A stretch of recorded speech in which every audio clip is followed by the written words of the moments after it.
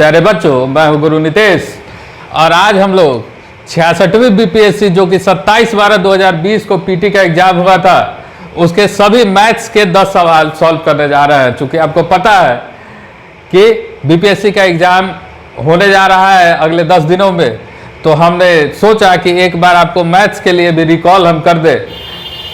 वैसे स्टैटिक्स का वीडियो तो आप लोग देखते ही है, आज हम लोग मैथ्स के भी इन सारे सवालों को सॉल्व करेंगे। पिछला 4-5 सेट जितना भी हो सके हम मैक्सिमम इसमें आपको कोशिश करेंगे कि आपके पास उपलब्ध हो, ताकि एक बार उसको आप रिवाइज कर ले तो क्वेश्चन कमोबेश उसी प्रकार का आता है जैसा कि क्वेश्चन बार बार पूछा जाता है, आप लोग को पता है। तो पहला सवाल दिया हुआ है कि 598 + 479 का स्क्वायर -598 - 479 का स्क्वायर अपॉन 598 × 479, तो इसका आंसर क्या होगा? तो इसका आंसर होगा 4। अब आप बोलिएगा कि आप याद करके आ गए, बना लिए। ऐसा कुछ नहीं होता। ये सारा क्वेश्चन हमेशा डाटा से इंडिपेंडेंट होता है। कैसे होता है उसको देखिए। इसको अगर आप ए मान लें, इसको अगर आप बी मान लें, तो ये भी ए है, ये भी बी है, ये ए है, ये बी है। अब देखिए क्या दिया हुआ है, a + b का whole square minus a - b का whole square upon A B. तो इसका मतलब क्या हुआ, a² + b² + 2ab, बीच में माइनस का साइन है, ये होगा a² + b² - 2ab upon ab। अब क्या हो जाएगा, a² + b² + 2ab माइनस है तो सारा ब्रैकेट के अंदर प्लस वाले को माइनस कर देगा और माइनस वाले को प्लस कर देगा, तो ये हो जाएगा -a² - b² + 2ab upon ab। अब देखिए ये a² इस a² से कैंसिल हो जाएगा, ये b² इस b² से कैंसिल हो जाएगा, तो ऊपर में क्या बचेगा 4ab और नीचे क्या दिया हुआ है ab से ab कैंसिल हो जाएगा, तो ये आंसर आएगा आपको 4, जो कि आपके डाटा से हमेशा इंडिपेंडेंट होगा। यहां कुछ भी लिखा हुआ रहे आंसर 4 ही होगा, हर बार आंसर 4 होगा। और इस तरह का क्वेश्चन, एक क्वेश्चन बीपीएससी हर सेट में पूछता है। अब आपको कितना जल्दी आप उसको क्रैक कर जाते हैं यह आपके ऊपर डिपेंड करता है। उम्मीद है कि अगला 5-6 वीडियो अगर आप देखते हैं जो कि हम प्रीवियस ईयर का सॉल्व करने जा रहे हैं, तो आप अपने एग्जाम में मैथ्स के 10 सवाल बना के आएंगे।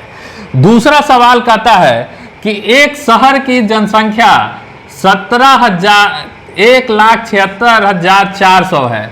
यदि यह 5% की दर से सालाना बढ़ती है तो 2 साल बाद इसकी जनसंख्या कितनी होगी, है ना। ये पूछ रहा है 2 साल बाद इसकी जनसंख्या कितनी होगी, और हम बिना कुछ सोचे समझे इसका आंसर ये मार देंगे, बिना बनाए हुए इसका हम आंसर मार देंगे, और ये सही है।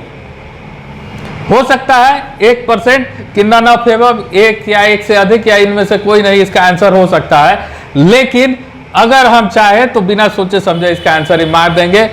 99% संभावना है कि यही आंसर होगा। क्यों ऐसा आंसर होगा? क्योंकि इसका जनसंख्या है 1,76,400।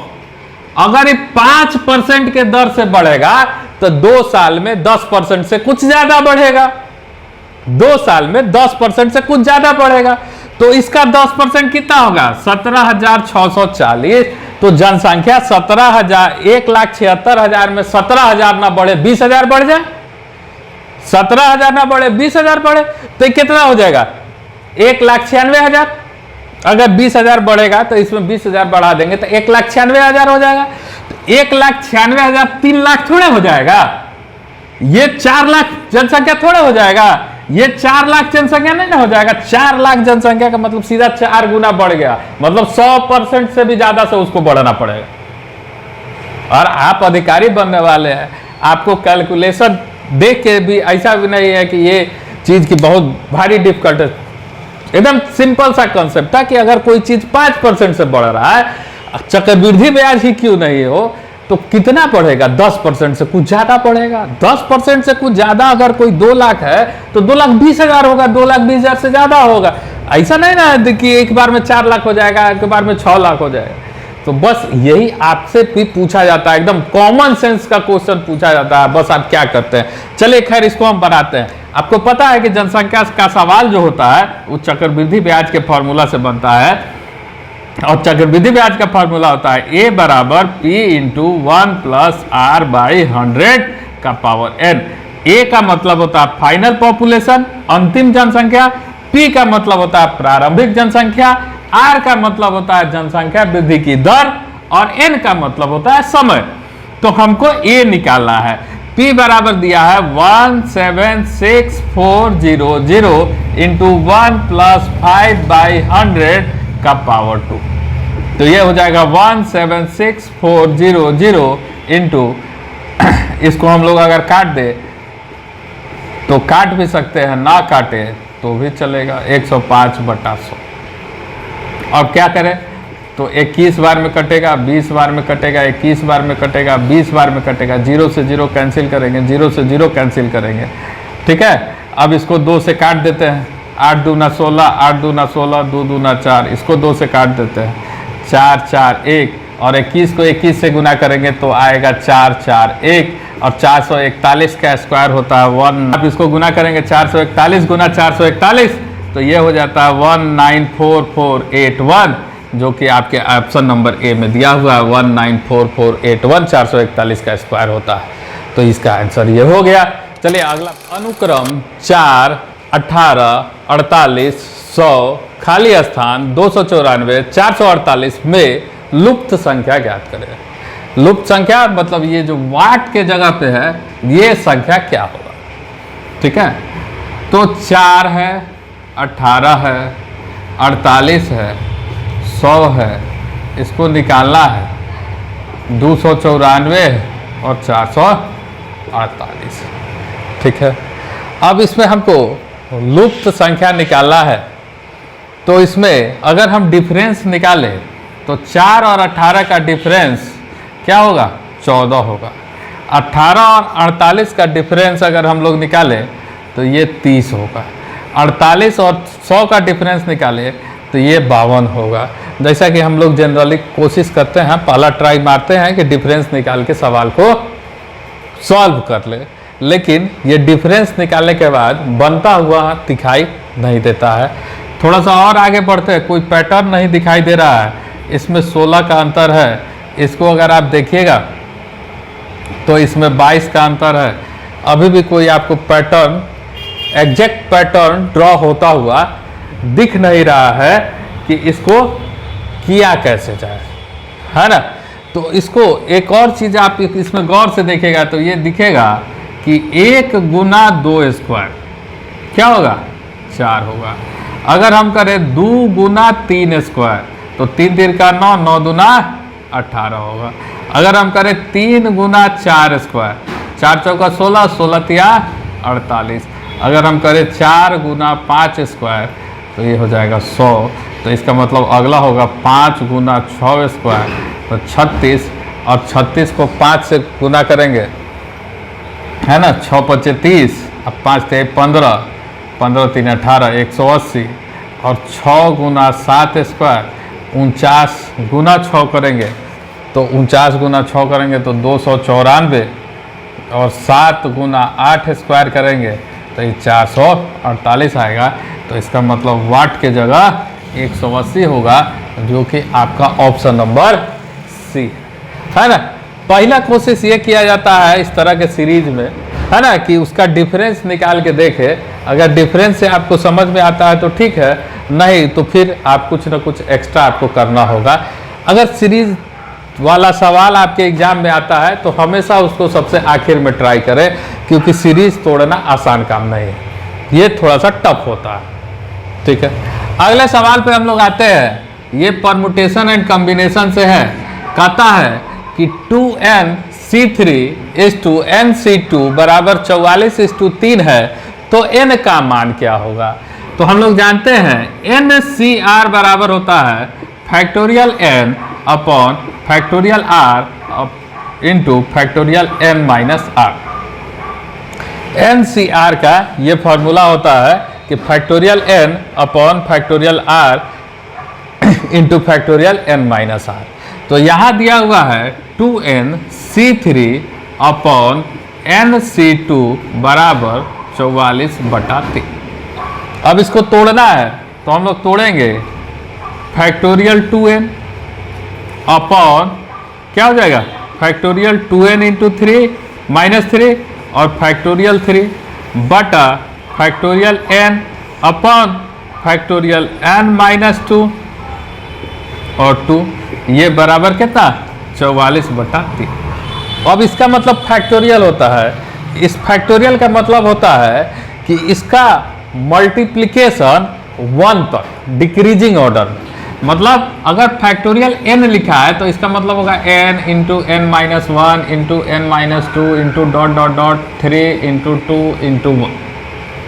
ठीक है, तो यहाँ लिखा हुआ है तो ये क्या हो जाएगा 2n into 2n-1 into 2n-2 और देखिए नीचे लिखा हुआ है फैक्टोरियल 2n-3, तो इसके बाद हम नहीं तोड़ते हैं, इसके बाद हम इसको लिख देते हैं फैक्टोरियल 2n-3 अपॉन नीचे हो जाएगा फैक्टोरियल 2n-3 इंटू फैक्टोरियल 3 बटा इसको भी तोड़ेंगे n इंटू n-1 और उसके बाद factorial n-2 upon factorial n-2 और फैक्टोरियल 2।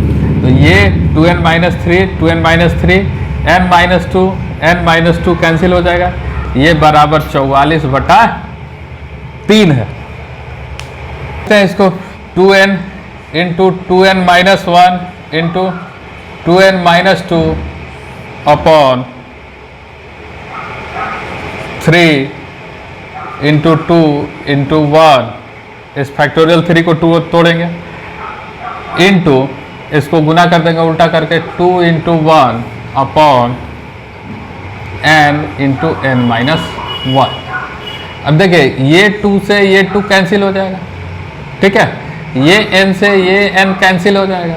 अब इसमें से अगर कॉमन ले ले 2n-1 इंटू 2 कॉमन ले ले तो ये भी हो जाएगा n-1 into 2 upon 3 into n-1, ये 44/3 है। तो ये n-1 से कैंसिल हो गया, ठीक है, ये 3 से 3 कैंसिल हो गया। अब ये कितना हो जाएगा 2 इंटू 2n-1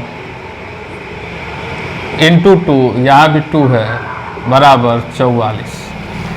अब 2n-1 बराबर के उधर चला जाएगा, बराबर 11, तो 2n बराबर 11 प्लस 1 बराबर 12, तो n बराबर 12/2 बराबर 6, n बराबर 6, यही आपका आंसर हो गया। ऑप्शन नंबर बी n बराबर 6 आंसर हो जाएगा। ठीक है, तो ये कुछ भी नहीं है, बस NCR का जो फॉर्मूला होता है उस पर तोड़ना है, थोड़ा सा कैलकुलेशन करना है, आपको आंसर मिलता है। यदि m संख्याओं का औसत n² है और n संख्याओं का औसत m² है तो m प्लस n संख्याओं का औसत क्या होगा। औसत के लिए एक ही फार्मूला होता है, औसत मतलब एवरेज, औसत या एवरेज बराबर होता है टोटल सम, कुल योग बटा टोटल नंबर, कुल संख्या। ठीक है, तो यदि m संख्याओं का औसत n² है ना, तो इसका मतलब हो गया m संख्या का औसत, m संख्याओं का औसत n² है, तो इसका मतलब इसका जो टोटल सम होगा बटा m आया होगा। तो इसका मतलब इसका टोटल सम कुल योग क्या होगा mn² होगा।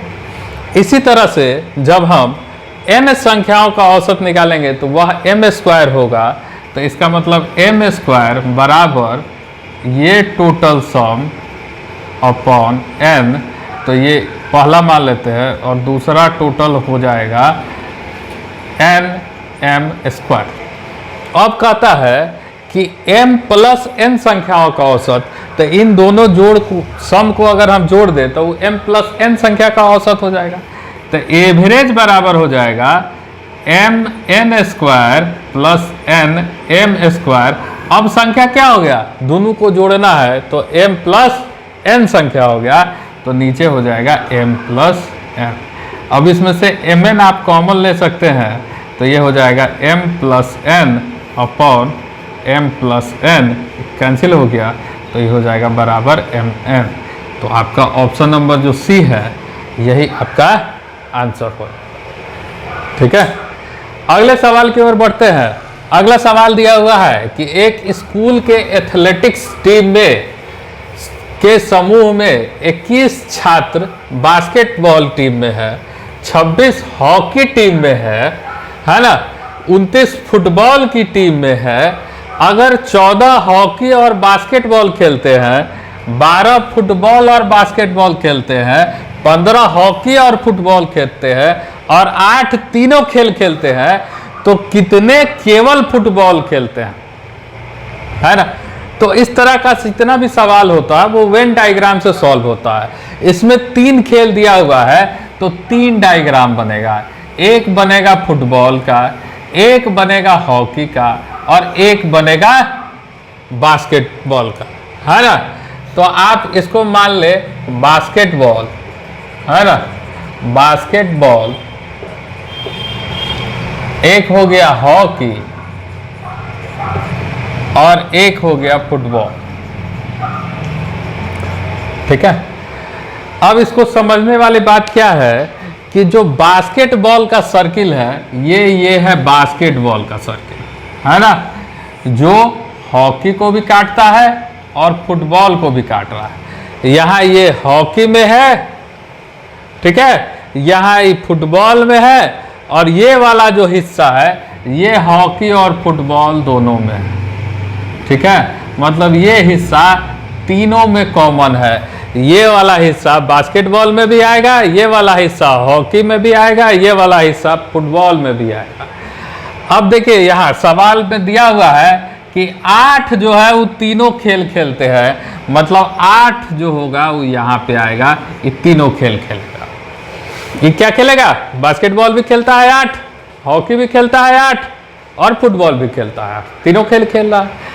अब आते हैं सवाल में, कहता अगर 14 हॉकी और बास्केटबॉल खेलते हैं, हॉकी और बास्केटबॉल खेलने वाला पूरा सर्किल ये है, इसमें से 8 जो तीनों खेल खेलता है 14 है कुल, तो 8 6 14, 6 यहाँ आएगा, तो कुल 8 6 14 जो है वो बास्केटबॉल और हॉकी दोनों खेलेगा, 8 जो है वो तीनों खेल खेलेगा, 6 जो है वो बास्केटबॉल और हॉकी, केवल बास्केटबॉल और हॉकी खेलेगा, ये तीसरा फुटबॉल नहीं खेलेगा।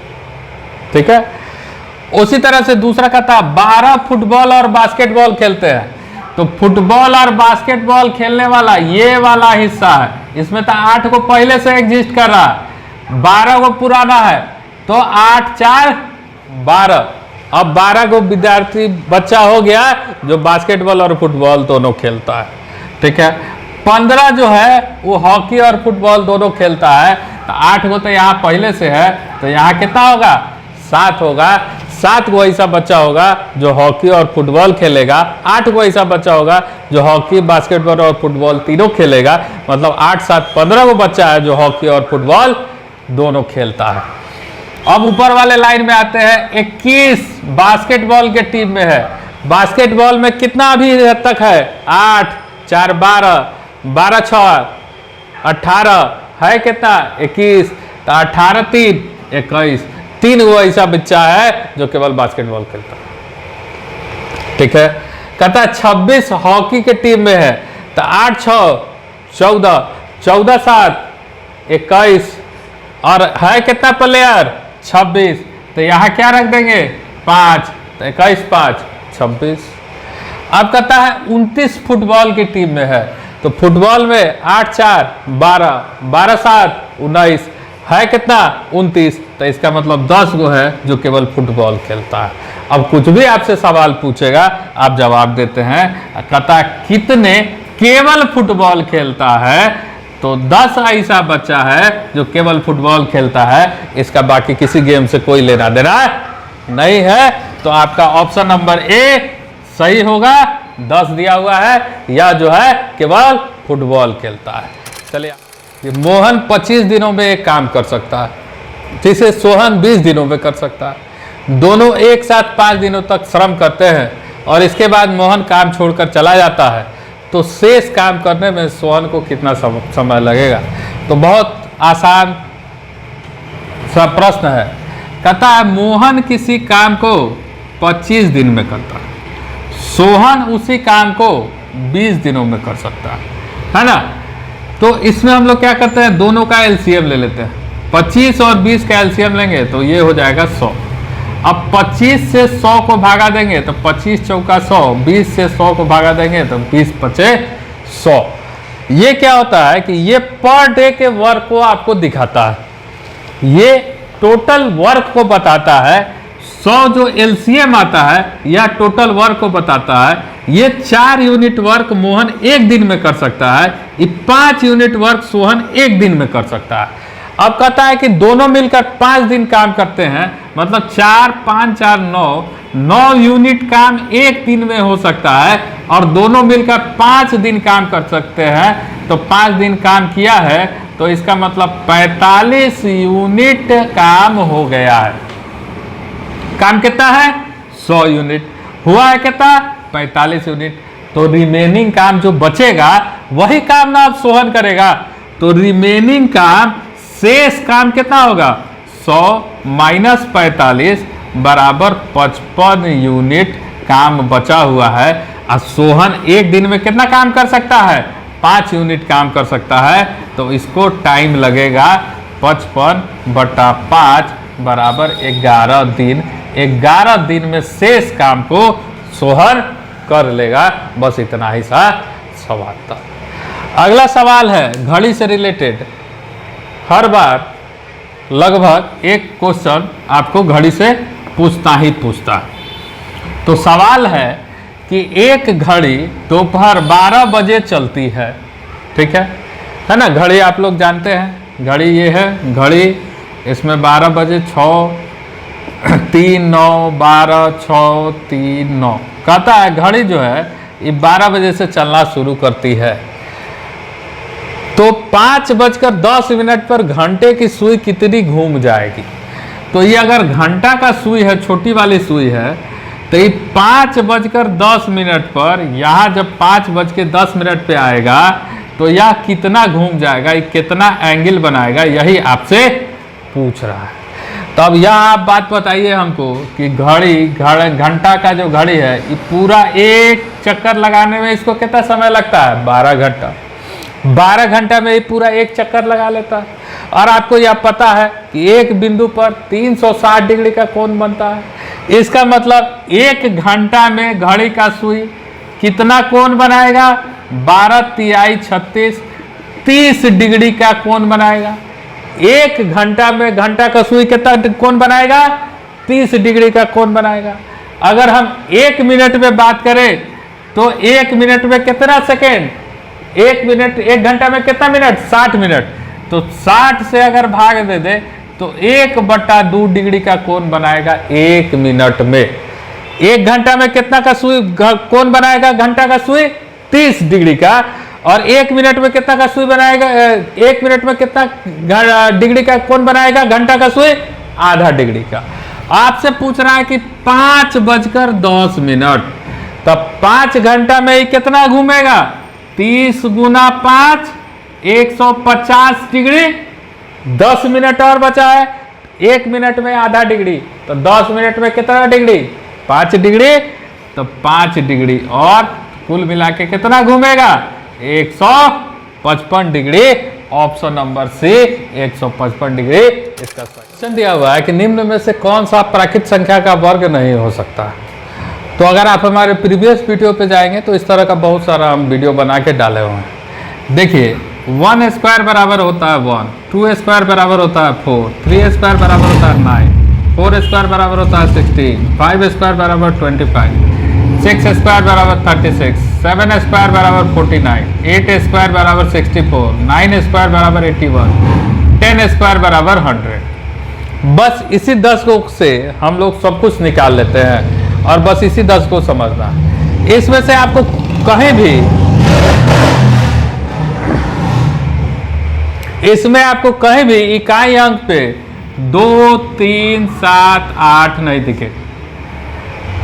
और जब 11 का स्क्वायर कीजिएगा तो यही 1 आएगा, 12 का स्क्वायर कीजिएगा तो यही 2 आएगा इकाई अंक पे। तो जो इकाई अंक पे आएगा उसका स्क्वायर ही नहीं इकाई अंक पे आएगा, और कोई दूसरा चांस ही नहीं है।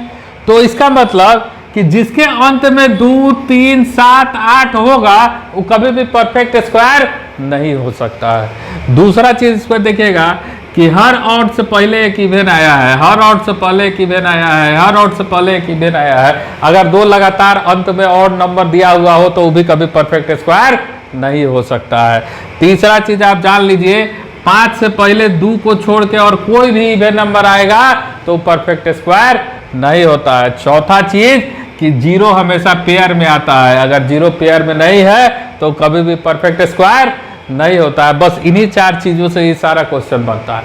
अब देखिए पहला नंबर ऑप्शन में यहाँ 9 है, यहाँ 2 है, ये इसका परफेक्ट स्क्वायर नहीं हो सकता है। यहाँ 6 है, यहाँ 1 है, आंसर इतना ही करना था और कुछ नहीं करना। ठीक है, तो 4 चीज आपको याद रखना है। क्या? तो 2, 3, 7, 8 कभी भी इकाई अंक पे होगा तो परफेक्ट स्क्वायर नहीं हो सकता है। अगर लगातार 2 0 नहीं हो, मतलब 0 अगर पेयर में नहीं हो तो उसका भी परफेक्ट स्क्वायर नहीं हो सकता है। लगातार 2 ऑड नंबर अगर आखिरी 2 डिजिट पे है तो उसका भी कभी परफेक्ट स्क्वायर नहीं हो सकता है। और चौथा चीज ये कि 5 से पहले 2 को छोड़ के और कुछ भी आता है तो उसका परफेक्ट स्क्वायर नहीं हो सकता है। चलिए अगले क्वेश्चन में हम लोग बढ़ते हैं। कहता है कि दिया हुआ है कि 217x प्लस 131y बराबर 913 और 131x प्लस 217y बराबर 837। इसमें x और y का मान निकालना है। तो x और y का मान निकालने के लिए एक तरीका है कि ये 217, ये 131, ये 131, ये 217। तो इसमें 217 से इसमें 131 से गुना कर दीजिए और दोनों इक्वेशन को सॉल्व कर लीजिए तो आंसर आ जाएगा। बड़ा आसानी से आंसर आ जाएगा, लेकिन उसमें बहुत ज़्यादा गुना भाग जोड़ करना होगा। तो हम लोग आते हैं डायरेक्ट ऑप्शन पे। जब भी ज़्यादा कैलकुलेटिव क्वेश्चन देखें तो ऑप्शन से सवाल को बनाना चाहिए। यहाँ 5 है, यहाँ 7 है, इसका मतलब x के जगह 5 अगर ये 200 भी होगा तो 5 रखेंगे तो 5 दूना 10, 1000। यहाँ दिया कितना है 913, तो केवल x का वैल्यू 1000 हो गया। अभी तो y का वैल्यू जोड़ना बाकी है, अभी तो y का वैल्यू ही नहीं जोड़े, तभी 913 हो गया। तो ये कभी आंसर होगा? कभी आंसर नहीं हो सकता। दूसरा 3 दूना 602, तो 130 मतलब 13 दूना 26, 260। तो 600 और 260, 6 2 860 लगभग में है ना। दूसरे के लिए चेक करते हैं। 13 दूना 26, 260 और 2 दूना 400, 400। तो ये 660 है ना, ये 660 आ रहा है। ठीक है, तो ये इसके आसपास है। तीसरे में माइनस है, प्लस है, तो माइनस 5 तो माइनस 1000। अब प्लस 7 तो अगर 200 भी होगा, 150 भी होगा तो 1500 है ना। दोनों को जोड़ने पर 900 कभी नहीं आएगा, तो ये आंसर नहीं होगा। अब आता है 2 और 5, तो ये 2 दूना 4, ये 5 होगा, तो 13 5 65, 65 और 4, 6 4 10, 1000 से ज़्यादा हो जाएगा, तो ये कभी आंसर नहीं होगा। इसके बारे में सोच सकते हैं आप। उससे बेहतर है कि डायरेक्ट 3 और 2 से गुना करके किसी को चेक कर लीजिए। 217 को 3 से गुना कर दीजिए, 7 3 21, 3 2 5, 3 दूना 6 है ना। और 131 को 2 से गुना कर दीजिए, 2 6 2, दोनों को जोड़ लीजिए, 6 5 11, 6 2 8, सॉरी 2 1 3, 913, 913 आ गया। ज़्यादा समय है और श्योर होना चाहते हैं तो दूसरे वाले में भी गुना करके चेक कर लीजिए, वो भी वही आएगा, कहीं कोई दिक्कत नहीं है। ठीक है, तो ये 10 सवाल था जो कि 66वीं बीपीएससी 27/12/2020 को हुआ था, उसके सवाल थे। अगले वीडियो में हम लोग लेटेस्ट 67वीं 68वीं किसी का जिसका सवाल हमको मिलेगा उसको हम लोग सॉल्व करके डालेंगे इमीडिएट। कल के वीडियो में हम लोग इसको डालेंगे। वीडियो अच्छा लगा, इंफॉर्मेटिव है, पसंद आया, कुछ सीखे तो जरूर लाइक और सब्सक्राइब करें, दोस्तों को के बीच शेयर करें, कमेंट करें और कौन सा वीडियो आपको चाहिए। Thank you.